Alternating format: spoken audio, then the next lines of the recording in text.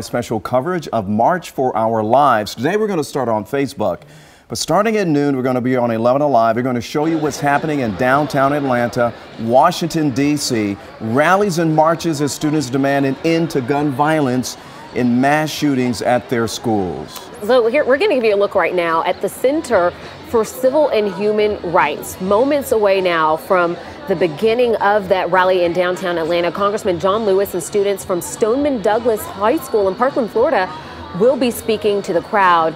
Now, here's a look at the route for today's march in downtown Atlanta. It will all begin at the Center for Civil and Human Rights. That's near Centennial Olympic Park. The route will move along Centennial Olympic Park Drive and MLK Drive, and they will end things at Liberty Plaza near the Capitol with another rally. Okay, you just pointed this out. We're going to head out right now to the Center for Civil and Human Rights right now, 11 Alive's. Jennifer Leslie is at the starting point of today's march, and I know it's probably going to be hard for you to hear, but there's a lot of folks out there right now, Jennifer. Yeah, Ron and Jennifer, good morning. It is very hard to hear out here, and that is, well, let's see. They're starting to bring down the music here as they were trying to get the crowd gathered. They expected this program to start at 11 o'clock this morning, and really want to get the crowd energized initially with this music, Prince playing on the loudspeakers here. But this program will begin to take a somber turn. We will start. They will start with a moment of silence for victims of gun violence. That will happen soon.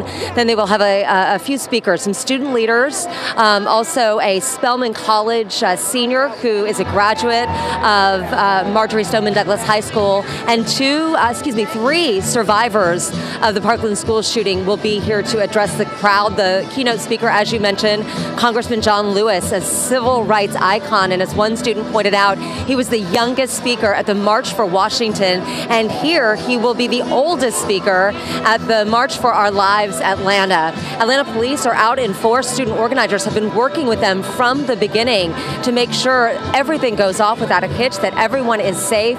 Adults are playing a sort of an unusual role here. They are here in a supportive capacity. Many of them, as many as 400, serving as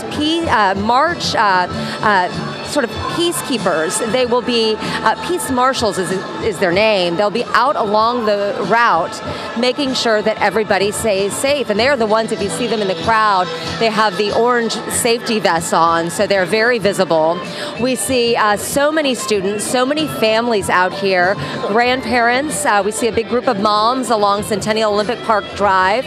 We know that here they will gather for 30 to 45 minutes for a pre-march program, and then they will go on to Centennial Olympic Park Drive to MLK, ending up at Liberty Plaza at the state capitol. And that's where my colleague Naima Abdullahi is joining us this morning. She is watching things from the back end of this march.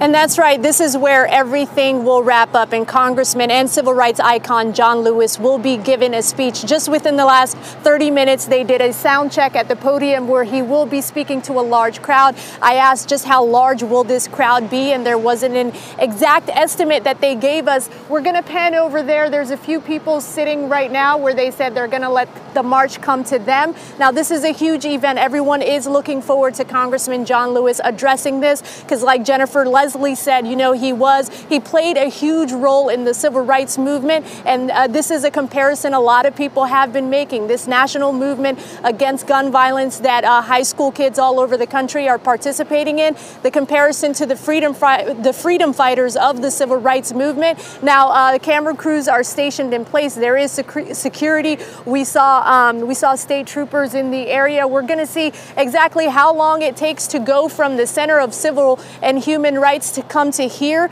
at the Liberty Plaza. It's about 1.3 miles. An estimate could take anywhere from 30 minutes to 45 minutes. So we'll see the duration of that march, exactly when people will be arriving here, and just how huge and the energy of this movement, this national movement that all started from the shooting that happened in Parkland where 17 people were gunned down. So we're going to give you live coverage throughout the day. Back to you, Jennifer and Ron. All right, thanks a lot, Naima. And Naima doesn't see a big crowd right now, but it's on the way. I know, and we're checking out this scene right now. This is a live look at Washington, D.C. at what's expected to be the biggest crowd of all, with marchers already gathering there. Atlanta's march is what's called a sibling march, in addition to this big, huge one that will be happening in D.C. Hundreds of thousands of protesters expected to be there. Students will be accompanied by a number of celebrity performers, including Ariana Grande, Jennifer Hudson, Common, Lin-Manuel Miranda, Miley Cyrus, Demi Lovato, and that's just to name a few folks that are expected to be out there. Yeah, absolutely. So our team coverage, we're going to continue with Christy Etheridge. As you can see, she's live in the nation's capital. And Christy, I know it's hard for you to hear right now too, but what do you see? I see a sea of people. That's what I see. We're expecting as many as 500,000 people, 500,000 people to be here in D.C. for this march, and it feels like we're going to reach that number and relatively quickly. Let's see if I can give you a little perspective here. So a lot of people are just swamping in on Pennsylvania Avenue, coming off the side street there. There's not a whole lot of room. It's really crowded already, and the rally's not even supposed to start for another hour. But check this out. You see from sidewalk to sidewalk in the middle, it is completely full, and these people are trying to walk down to the Capitol building and reach the stage, which is at the very end. But it has been filling up since about 8 o'clock this morning, so I'm not sure how far they're going to get. In fact, let's walk with them for a little bit, just to give you an idea of what it looks like to actually be in this crowd right now. You can only go as fast as the person right in front of you, and everybody is holding signs. We're seeing people, young people, parents, kids, a lot of families walking here together. But it's incredible. I think we're going to have to wait to see how full it actually is going to get, but I think we're going to reach that 500,000 mark. A lot of people who were here for the Women's March say they're kind of comparing it to that, saying back at the Women's March a couple years ago, they could barely walk, let alone move and actually march. But the good thing is, even when the performers, even when the speakers hit stage and when the musical performers are up on stage, they've got these big screens. Actually, you can see one right down there, posted up along Pennsylvania Avenue, and these huge speakers, which is why it's so loud and so hard to hear. So no matter where you are along the 9 blocks along Pennsylvania Avenue where the march is taking place, you're going to be able to be a part of it. So, you know, we actually caught up with a Stoneman Douglas High School student who came up here to D.C. even though a march is happening in Parkland, Florida, because he felt like it was so important for him to be here. And he is wearing some very special items on his clothing, a pin for a bandmate who was killed in the shooting, and specialized shoes for a friend who was killed in the shooting. Take a listen from him. I have a pin on for my friend Nick Dorrit. I've known him since I was a year old, probably younger. And I have shoes on which are dedicated to my friend Alex Schachter. These are the last pair he's wearing. So me and a couple friends got together, we customized them, put his name on, and made him school colors. Pretty special. He said it was almost indescribable seeing everybody out here, especially when he saw people wearing shirts that say MSD Strong or Douglas Strong, and they don't even go to the school. So he feels overwhelmed, he told me, just by the outpouring of support that what happened at his school inspired this entire event, which now could make history here in Washington, D.C. Back to you guys in the studio. All right, Christy, thanks a lot. And you know what's amazing about this? Hundreds of thousands of people there in the nation's capital, all across the United States as well. And many of these events are organized by teenagers. Young people. Yeah. Exactly. And in the D.C. March, they are expecting 500,000. Wow. That's an incredible number of people, especially these young people, as you mentioned, that are seeing something happening and taking it a step further. Yeah, they're the leaders of the future for sure. That's right. And an event that we have talked about has just been growing and growing, and it's had an influence definitely because of social media. And social media is going to be strong all day long, as we predict. 11 Alive's Liza Lucas is here monitoring the reaction. Liza? Oh, this is a movement that we've seen united around social media. We've been following this for beyond a month. Multiple hashtags like #enough, #neveragain, #whatif. And here in Atlanta, hashtag Why I Marched Georgia. And that's how we're tracking a lot of the photos and videos that are coming in this morning. This one right here, you can see the packed MARTA as people were heading to the Center for Civil and Human Rights. And I love this photo. Gives you kind of an aerial perspective, that bird's eye view, and the crowd starting to gather there. Just a little bit of a different vantage point. Here we are on the ground, Vanessa posting sights and sounds as people gather for hashtag March for Our Lives Atlanta. The energy is amazing, she says. And that is something that we really benefit from social media, is seeing why people march. And that's what they're posting about today. You can see this picture right here. There are moments when our parenting is defined. This is one of mine. This girl is my world, and I'm so proud. My heart is bursting. And that's what we're seeing on social media, specifically as we follow what's coming through downtown Atlanta, is parents and kids marching together today. We're obviously seeing lots of tributes to the Parkland victims. You can see the names there, people carrying the signs in their honor. There's another picture of another, that people are marching for that cause and remembering the victims, which is why this all started in the first place.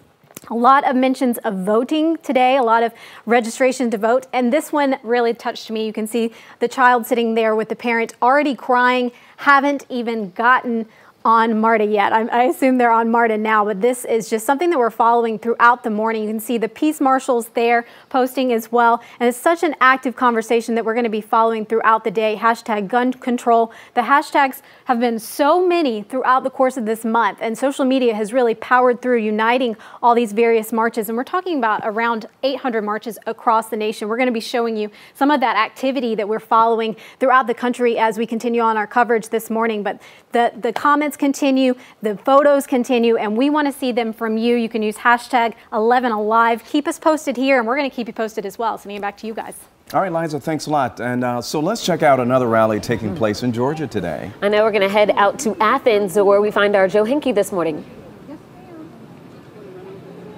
Well, hey, Jennifer and Ron, here in Athens, there will be a rally for March for Our Lives starting at 1 o'clock and running until 3 o'clock here at the Arch on the campus of UGA. And as I was listening to those other live shots from Atlanta and DC, we were hearing a lot about middle school and high school students. What makes this rally unique is that it's at the UGA campus, and we're seeing that this is an issue also impacting college students. UGA student organizations came together to organize today's rally. They're also being helped out by local community leaders, Moms Demand Action, and local politicians in the Athens area to pull this off. I talked to one of the event organizers earlier today, Mallory Harris. She's a UGA student.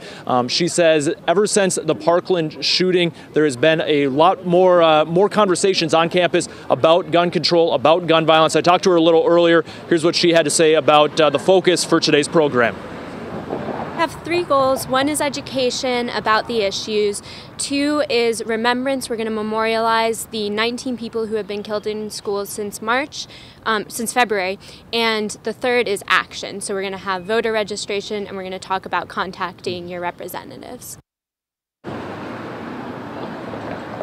When I talked to Mallory, she really stressed that is one of the keys today is voter registration, letting people know about upcoming elections. She said that they don't want this to be just a one-day event. They want this to be an event that has a lasting impact and have that lead to action coming up on gun control issues around the country and on the local level. But right here in Athens, as I said, from 1 till 3 here at the Arch is when the rally will be taking place. It's a little quiet right now because this is starting a little bit later than some of the other March for Our Lives events around the country, but we will be here bringing you live coverage. Right now they are expecting about 500 people to show up. Ron and Jennifer?